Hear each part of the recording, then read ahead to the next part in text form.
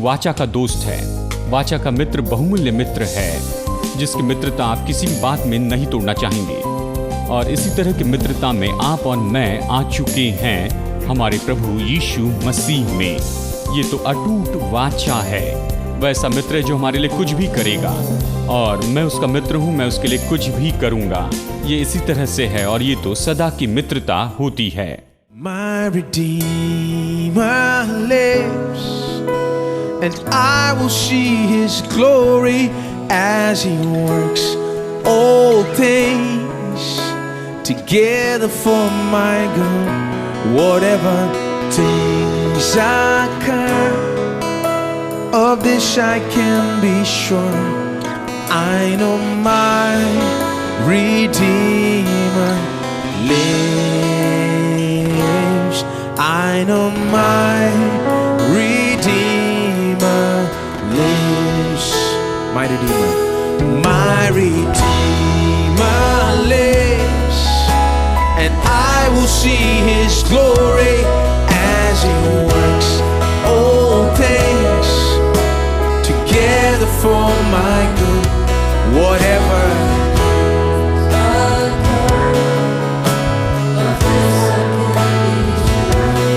I know my Redeemer lives.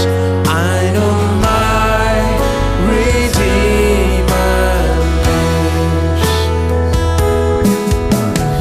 Even though I walk through the valley,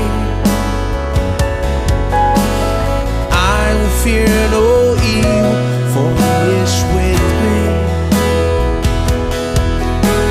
And on the battlefield, although the pain is real, my struggles soon will fade as His glory is revealed. My Redeemer lives, and I will see His glory as He works all things together for my good. Whatever things occur, of this I can be sure. I know my Redeemer lives. I know my Redeemer. Even though I walk through the valley, I will fear no evil. I will fear no evil.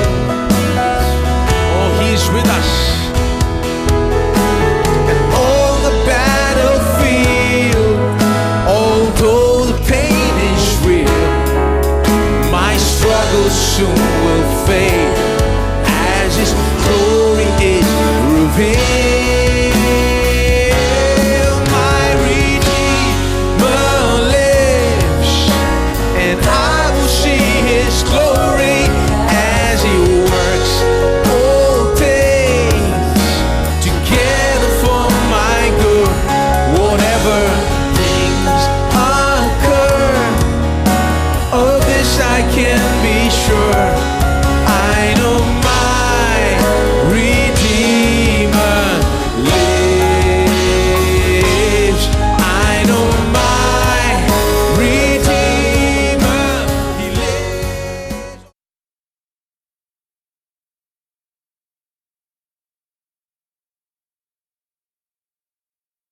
वचन में जो प्रतिज्ञाएं हमारे पास में हैं, पुराने नियम में और नए नियम में, ये लहू की वाचा पर आधारित है। ये ऐसी प्रतिज्ञाएं नहीं है जो बस ऐसी मुंह से कह दी गई हो। ये तो लहू की वाचा पर आधारित हैं।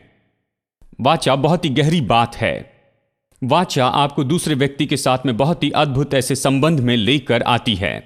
और हम नई वाचा के अद्भुत बातों को देखेंगे, और हम देखेंगे हम कैसे परमेश्वर के साथ में संबंध में लाए गए हैं, परमेश्वर के साथ अद्भुत संबंध में लाए गए हैं।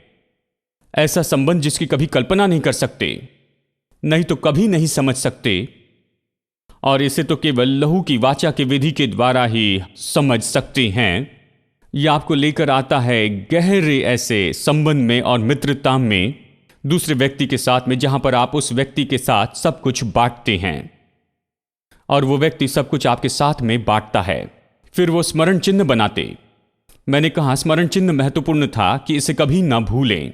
जैसे हमारे पास यहां पर लोगों के लिए हर साल मेमोरियल सर्विस होती और ये सब, वो उस जगह स्मरण चिन्ह बनाते थे। जब वाचा बांधने के बाद में उसे ऐसे नहीं छोड़ते, वहां पर स्मरण चिन्ह रखते थे। जैसे हम बाइबल में पढ़ते हैं कि याकूब ने लाबान से वाचा बांधी उसके परिवार के साथ। वहां पर उन्होंने पत्थर जमा किए और उसका ढेर बना दिया। उन दिनों में अगर पत्थर जमा करके ढेर बना देते तो वो स्मरण चिन्ह होता, वो हमेशा के लिए होता। जब भी आकर वहां पर आप उसे देखते और याद करते कि एक वाचा बांधी गई थी, वो वाचा प्रभावी होती है। एक वाचा है जो काम कर रही है, जिसे भूल नहीं सकते हैं। तो स्मरण चिन्ह महत्वपूर्ण था। केवल स्मरण चिन्ह नहीं बनाते थे, लेकिन स्मरण का भोज भी करते थे। देखिए मेरे साथ उत्पत्ति अध्याय 26। जानते हैं यहां इसहाक जाता है और रहता है वहां पर अकाल के समय पलिश्तियों के देश में। आपको याद है सब मिस्र में भाग रहे थे और इसहाक भी जाना चाहता था। परमेश्वर ने कहा मत जाना, यहीं रहना, इस देश में तुझे आशीष दूंगा। तो यहां वाचा का मनुष्य है। परमेश्वर ने उसके पिता के साथ वाचा बांधी थी। वो आकर कहता है दूसरों के जैसे तुम मत भागो, तुम वाचा के व्यक्ति हो। यह अकाल तुम्हारे लिए नहीं है। अगर अकाल आता भी है तो तुम्हें स्पर्श नहीं कर सकेगा, वो तुम्हें नहीं मारेगा। तुम यहीं रहो, मैं तुम्हें आशीष दूंगा। और आपको याद है यहां पर उत्पत्ति अध्याय 26 में इसहाक उसी देश में रहता है जहां से सभी लोग भागते हैं। कोई भी उस देश में नहीं था क्योंकि पानी नहीं था, कुओं में पानी नहीं था। सब लोग मिस्र में भाग रहे थे भोजन के लिए। इसहाक वहीं पर रहता है क्योंकि परमेश्वर ने आकर कहा था तू इसी देश में रह, मैं तेरे संग रहूंगा, तुझे आशीष दूंगा और ये सब देश मैं तुझको दूंगा और तेरे वंश को दूंगा, और जो शपथ मैंने तेरे पिता अब्राहम से खाई थी उसे मैं पूरी करूंगा। तेरे पिता अब्राहम से खाई शपथ पूरी करूंगा। परमेश्वर शपथ याद दिलाता है जो उसने उसके पिता अब्राहम से खाई थी, जो केवल अब्राहम के लिए नहीं लेकिन उसके वंशज के साथ भी थी। उसने कहा मैंने तुम्हारे पिता से वादा किया, तुम कहां भाग रहे हो? वो वाचा अभी भी काम कर रही है। मैं निश्चित करूंगा कि तुम्हारी हर जरूरत पूरी की जाएगी। मैं निश्चित करूंगा कि अकाल तुम्हें नहीं मारे, तुम्हारी हर एक जरूरत पूरी होगी। चिंता ना करो, तुम भागो नहीं। और इसहाक वहीं पर रहता और अद्भुत रीति से वचन 12 कहता है फिर इसहाक ने उस देश में जोता बोया और उसी वर्ष में 100 गुना फल पाया और प्रभु ने उसे आशीष दी। क्या यह अद्भुत नहीं कि अकाल के देश में उसने बोया और उसने 100 गुना फसल पाई और प्रभु ने आशीष दी। सबके लिए अकाल था, इसहाक के लिए धन संपत्ति थी। सब भाग रहे थे लेकिन इसहाक धनी हो रहा था। सब लोग भाग रहे थे लेकिन इसहाक धनी हो रहा था। क्या आप ये विश्वास करेंगे? हेलो, इसहाक धनी हो रहा था। जब हम धनी होते हैं तो कुछ समस्याएं आती हैं। अगला वचन, और वो बढ़ा और उसकी उन्नति होती चली गई यहां तक कि वह अति महान पुरुष हो गया। वो धनी होकर ही वहीं पर नहीं रुका, वो आगे बढ़ा, वो बढ़ते गया, उसकी उन्नति होती चली गई और वो अति महान हो गया। वो आर्थिक रूप में बढ़ते और बढ़ते और बढ़ते चला गया और अति महान हो गया। अगला वचन कहता है क्योंकि उसके भेड़ बकरियां थी, गाय और बैल थे और बहुत से दास दासियां थे और पलिश्ती उससे जलने लगे। यानी जब लोग डाह करते हैं इसका मतलब है कि आप उन आशीषों की जगह पर पहुंच गए हैं। लोग जलन करते हैं इसलिए खेद महसूस न करें, लेकिन आप इसके बारे में खुश हो जाएं। अगर लोग डाह करें ये तो केवल इसलिए कि आपने आशीष पाई, क्योंकि प्रभु की आशीष आप पर है। डाह करना पहला कदम है, लेकिन जब लोग डाह करते हैं तो इसी पर मत रुके, ये तो पहला कदम है। अगला कदम क्या है? उन्हें आपसे डरना चाहिए। हेलो अब मेरी और इस तरह से मत देखिए, ये न कि भाई मैं उन्हें डराना नहीं चाहता हूं। नहीं, हम उन्हें डराना नहीं चाहते। देखिए बाइबल क्यों इस तरह से कहती है कि जो सारे देश हैं वो, परमेश्वर व्यवस्था विवरण में कहता है ऐसी आशीष देगा कि आसपास के सभी लोग देखकर डरेंगे। क्यों? परमेश्वर क्यों चाहता है कि दूसरे लोग आपकी आशीष को देखकर डरते चले जाएं? जानते हैं, परमेश्वर संसार को दिखाना चाहता है।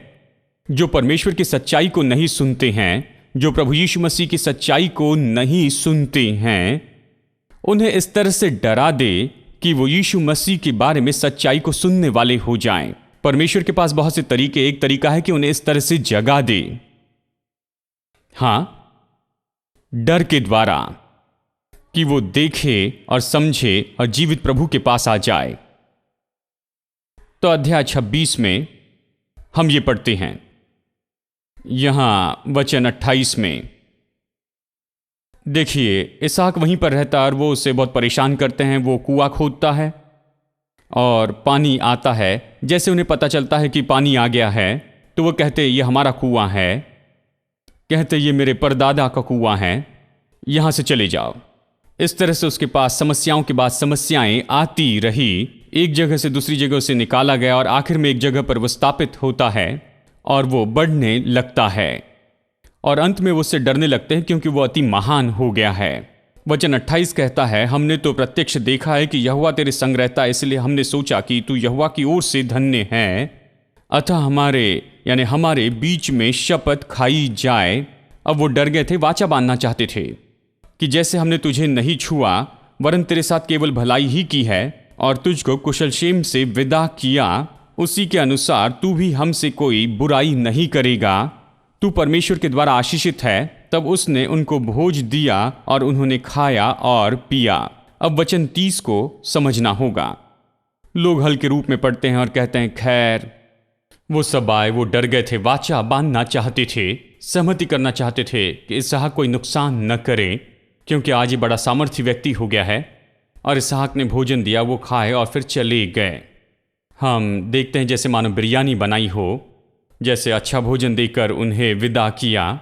नहीं, ये वाचा का भोज था, वाचा बांधी गई थी और ये वाचा का भोज था। ये वाचा में सबसे महत्वपूर्ण बात थी, वाचा के भोज का अर्थ था। जब बैठकर वाचा का भोज करते हैं, ये तो बिल्कुल अलग है जब घर में मेहमान होते हैं और भोजन करते हैं। जब एक साथ बैठकर वाचा का भोजन करते हैं तो फिर कभी भी उस व्यक्ति के विरुद्ध में अपने हाथ को और अपने मुंह को नहीं उठाएंगे, उस व्यक्ति का नुकसान नहीं करेंगे जिसके साथ में आपने वाचा का भोजन किया है। अगर वाचा नहीं बांधनी है तो भोजन भी नहीं करते थे, लेकिन यदि वाचा बांधी और अगर उनके साथ में बैठकर आपने भोजन किया है तो इसका कुछ अर्थ था दोस्तों। कभी उनके विरुद्ध में अपनी उंगली नहीं उठाएंगे, कभी अपनी आवाज उनके विरुद्ध में नहीं उठाएंगे, कभी उनके विरुद्ध में कुछ नहीं करेंगे, उनके विरुद्ध में कभी नहीं जाएंगे, क्योंकि वो अभी आपका वाचा का सहभागी हो गया है। हर महीने हम वाचा का भोज करते हैं। हेलो, हाँ, अभी हम मुद्दे पर आ रहे हैं। हर महीने दूसरे हफ्ते हम यहां वाचा का भोज करते हैं। जब आप वाचा का भोज लेते हैं, जब वाचा के भोज के अनुसार करते हैं तो देखिए आप किसके साथ में खा रहे हैं। अपने आसपास अच्छे से देख ले, ये सब आपके वाचा के सहभागी हैं। वो सब वाचा में आपके साथ में हैं। जब हम वो कटोरा उठाते हैं, वाचा का कटोरा, और एक साथ उसे पीते हैं, इसका कुछ मतलब होता है। ये केवल ऐसा नहीं कि बस हम यहां पर दाग का रस पी रहे हैं, नहीं, इसका कुछ अर्थ होता है। इसका मतलब है कि मैं कभी भी आपके विरुद्ध में कुछ नहीं कर सकता हूं और आप कभी भी मेरे विरुद्ध में कुछ भी नहीं कर सकते हैं। अब हम एक साथ हैं, हम वाचा के परिवार के हैं, हम एक साथ रहने वाले लोग हैं, हम वाचा के लोग हैं। यह हमें एक साथ जोड़ता है जैसे हमें और कोई भी नहीं जोड़ सकता। जब हम वाचा को समझते हैं, जब हम समझते हैं कि हम एक साथ बैठकर दूसरे भाई और बहन के साथ में वाचा का भोज करते हैं या दूसरे के साथ, तो फिर आप उनकी भलाई के लिए जिम्मेदार होते हैं, उनकी भलाई के लिए, और आप किसी तरह से उन्हें कोई चोट नहीं पहुंचाते और उनके विरुद्ध में नहीं जाते। आमीन। क्या आप समझ रहे हैं? और बहुत से चर्च बहुत सी परेशानियों से बच जाएंगे और बहुत से विश्वासी लोग शांति से रह पाएंगे जब हम वाचा के भोज को समझते हैं। और अंत में वो वाचा के मित्र होते हैं और वाचा अभी प्रभावी होती है। वाचा का भोज खाया गया, अब वो वाचा के मित्र हो गए हैं। वाचा के मित्र क्या है? चलिए एक वचन से देखते हैं। दूसरा इतिहास अध्याय 20 वचन 7।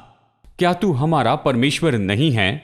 क्या तूने इस देश के निवासियों को अपनी प्रजा इस्राएल के सामने से निकालकर उन्हें अपने मित्र अब्राहम के वंश को सदा के लिए नहीं दे दिया? अपने मित्र को सदा के लिए नहीं दिया? क्या आप समझ रहे हैं? वो कहता है, क्या तू हमारा परमेश्वर नहीं जिसने इस्राएली लोगों के सामने इस देश के निवासियों को निकाला है, और तूने अपने मित्र अब्राहम के वंश को सदा के लिए दे दिया। अब्राहम कौन है? अब्राहम परमेश्वर का सदा के लिए मित्र है। सब लोग कहें, सदा के लिए मित्र है। अब्राहम किसी तरह से परमेश्वर का सदा के लिए मित्र हो गया। अब देखिए, किसी तरह से हाथ मिलाना इन दिनों में बहुत ही सामान्य सी बात हुई है। हम किसी के भी साथ में इन दिनों में हाथ मिलाते हैं। हां, इन दिनों में मित्र भी कोई सामान्य सी बात हो गई। मैं एक भाई को जानता हूं, जानते हैं, बड़े लोगों का नाम ले तो कहते ओ वो मेरे दोस्त हैं, जानते हैं, सभी उनके दोस्त हो गए हैं। देखिए, और फिर पता चलता है कि वो उनके दोस्त नहीं हैं, जानते हैं। एक दिन वो जुलूस में अपनी वैन से जा रहे थे और उन्होंने अपना हाथ इस तरह से दिखाया, और इन्होंने अपना हाथ उनकी ओर दिखाया और सोचते हैं कि दोस्त बन गए हैं, जानते हैं, सभी उनके मित्र हो गए हैं, जानते हैं। इस तरह के कोई दोस्त हैं? मेरे कई दोस्त हैं। जब वो कहते हैं वो मेरे दोस्त हैं, ये मेरे दोस्त हैं, और ये आदमी तो मेरा अच्छा दोस्त है, जानते हैं, बस अपने कान बंद कर ले, क्योंकि उनमें से कोई भी बात सच नहीं है। वो नहीं समझते हैं कि मित्र क्या है। मैं सोचता हूं आधुनिक जमाने में हम नहीं समझते हैं कि मित्र क्या होता है। पुराने जमाने में दोस्त शब्द का मतलब वाचा का मित्र होता था। सच में लहू की वाचा तो उन्हें लेकर आती थी, जिसे वो कहते थे मित्रता की ये बहुत ही मजबूत वाचा है, यही इसका मतलब है। और सबसे बुरे दुश्मन सबसे अच्छे दोस्त बन गए। इसके परिणाम में वाचा से अटूट मित्र बन गए, सदा के मित्र बने। चाहे कुछ भी हो जाए, मित्र जो हमेशा बने रहें। आकाश और पृथ्वी टल जाएगी लेकिन कुछ नहीं बदलेगा, ये हमेशा मित्र रहेंगे। ये ऐसी दोस्ती नहीं जो 50 साल के बाद टूट जाती है, ये सदा रहने वाली मित्रता होती है। और वाचा हमें परमेश्वर के साथ में मित्रता में लेकर आती है, और ये तो सदा बनी रहने वाली मित्रता होती है। आप सदा के लिए परमेश्वर के मित्र हैं। आज हमने गाया, मैं परमेश्वर का मित्र हूं। ये बात सच है। ये सच में आपके लिए बड़ा अर्थ रखेंगे जब आप इस बात को समझेंगे। हम ऐसे मित्र नहीं होंगे जैसे इस शब्द का हम ऐसे ही हल्के रूप में उपयोग करते। हम वाचा के तरीके से मित्र होंगे, मतलब ऐसे मित्र होंगे जिनकी दोस्ती कभी नहीं टूट सकती। ये मित्रता कभी खत्म नहीं होगी, ये तो सदा के लिए होती है। और परमेश्वर आपको कुछ भी देगा। परमेश्वर ने उस देश के निवासियों को निकाल दिया, और वो देश जो है अपने मित्र अब्राहम और उसके वंश को दे दिया। परमेश्वर ने कहा, यह मेरा मित्र है, ये यहां पर रहेगा, तुम यहां से निकल जाओ। सबको निकाल दिया, अपने मित्र को वहां पर रखा जो सदा का मित्र था। परमेश्वर आपके लिए कुछ भी करेगा, वो आपका मित्र है। हम परमेश्वर के मित्र हैं। आमेन। हम परमेश्वर के वाचा के मित्र हैं। वाचा की मित्रता सामान्य मित्रता नहीं, वाचा की मित्रता जिसे तोड़ नहीं सकते हैं। ये तो गहरी मजबूत मित्रता है जिसे कभी कैंसिल करके तोड़ नहीं सकते, चाहे कुछ भी हो। अगर आप 1000 बार भी पाप करें तो भी इसे नहीं तोड़ सकते हैं। हेलो, किसी ने कहा अगर आप ऐसा कहेंगे तो लोग 1000 पाप करते चले जाएंगे। नहीं, अगर आप इस मित्रता में पाप करके अपने दोस्त को दुखी नहीं करना चाहेंगे, जानते हैं, क्योंकि ये उस तरह की मित्रता है। इस संसार की कोई भी बात इस मित्रता को नहीं तोड़ सकती है। ये तो सदा की मित्रता है जो टूट नहीं सकती है, और इससे दूर नहीं कर सकते हैं, चाहे कुछ भी क्यों ना हो जाए। परमेश्वर आपको कभी नहीं भूलता। वो आपका मित्र है और आप उसके मित्र हैं।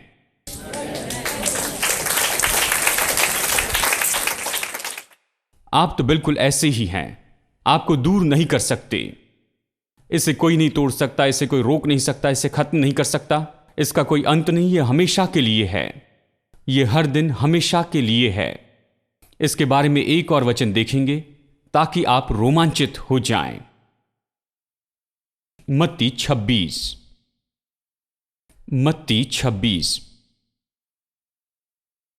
और वचन 48। याद है हमने मत्ती 26 से शुरू किया था और वचन 26 से 28 तक मैंने पढ़ा था, जहां रोटी लेकर उन्हें देता, फिर उन्हें वो कटोरा देता है, कहता है ये नई वाचा का लहू है और ये सब। तो वो वाचा के भोज में सहभागी होते हैं। ये स्मरण का भोज है जिसके बारे में कहते हैं। उन्होंने अभी अभी स्मरण का भोज किया था। यहूदा इस्करियोती वहां पर था और वो सब थे। सब वहां पर थे और सब उस भोज में जुड़ गए और यीशु ने उसे लिया और अपने चेलों को दिया और यहूदा इस्करियोती उसमें से एक था। उन्होंने खाया और इसे पिया और उसने कहा, ये मेरी नई वाचा का लहू है।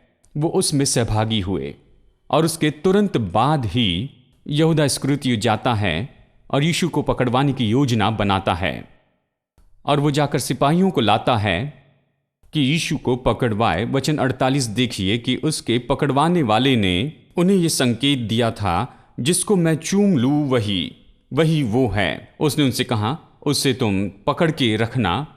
और फिर वो यीशु के पास में आकर कहता है, हे रब्बी नमस्कार, उसे चूमता है। वो यीशु के पास आकर कहता है, रब्बी नमस्कार, और उसे चूमता है।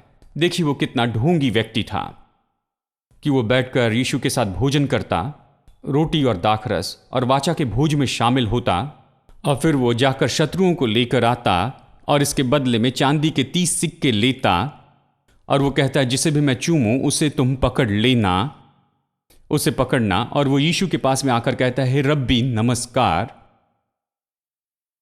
और फिर उसे चूमता है। लेकिन यीशु जानता था। अगले वचन को देखिए। यीशु ने उससे कहा, हे मित्र, तू कहां से आता है? तू क्यों आया है? यीशु उसे कहता है, सही नाम से कहता है, वो उसे कहता है मित्र। दूसरे शब्दों में कहता है, यहूदा मेरे वाचा के मित्र, तू यहां पर मेज पर था, मेरे साथ में रोटी खा रहा था, कटोरे से पी रहा था, तुम मेरे वाचा के मित्र हो। मैं अपनी जान तुम्हारे लिए दूंगा और तुम्हें मेरे लिए अपनी जान देनी चाहिए थी। मैं तुम्हारे लिए कुछ भी दूंगा और तुम्हें भी मेरे लिए सब कुछ देना चाहिए था। हम वाचा के मित्र हैं, हम अटूट रूप में मित्र हैं और हम तो हमेशा के मित्र हैं। हे मित्र, तुम किस लिए आए हो? उसने कहा। यीशु जानता था कि वो उसे पकड़वाने आया है और यीशु सही शब्द का उपयोग करता है और मुद्दे पर बोलता है। वो कहता है, मित्र, तुम किस लिए आए हो? मैं सोचता हूं इसलिए यहूदा इन शब्दों को सह नहीं पाया था और उसने आत्महत्या कर ली। वो जाकर जी नहीं सका।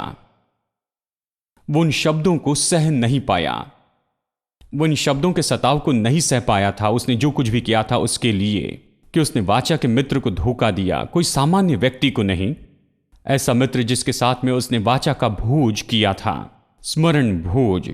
ऐसा मित्र जिसके लिए कहा था कि मैं अपनी जान दे दूंगा और अपना सब कुछ दे दूंगा, और ऐसा मित्र जो उसके लिए अपना सब कुछ दे देगा, मित्र जो उससे बाकी सबसे बढ़कर प्रेम करता था। उसने उसे पकड़वाया और यीशु ने कहा कि मित्र, तुम किस लिए आए हो?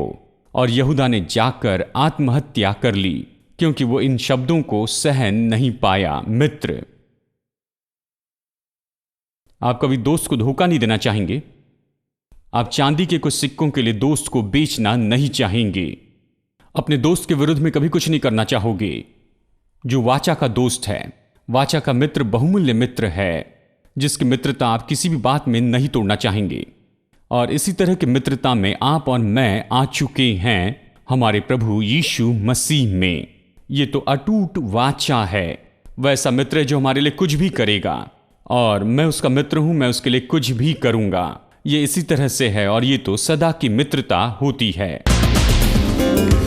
I will come into your presence, Lord, with a sacrifice of praise. With a song I will exalt you, Lord. Blessed be your holy name. I will give him all the glory. You delivered me from shame. I'm